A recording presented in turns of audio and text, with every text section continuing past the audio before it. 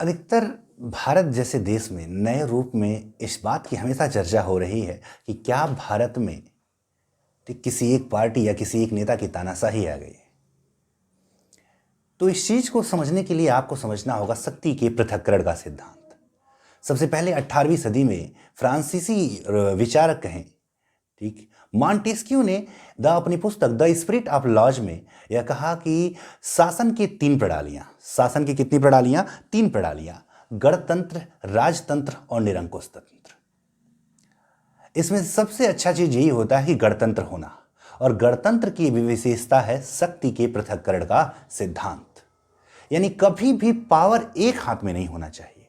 Power एक होने का मतलब जो सरकार के तीन अंग हैं, कार्यपालिका, न्यायपालिका और क्या कहते हैं, व्यवस्थापिका। ठीक है, व्यवस्थापिका यानी कि विधायिका की बात हम कर रहे हैं।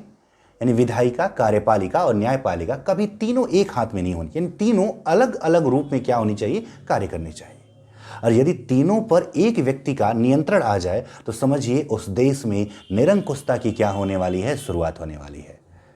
ठीक, निरंकुश शासन इसी प्रकार शुरू होता है कि जब कार्यपालिका, ठीक, विधायिका और न्यायपालिका पर नियंत्रण क्या हो जाए, ठीक है, बढ़ जाए, यानी वो स्वतंत्र रूप में कार्य न कर सके।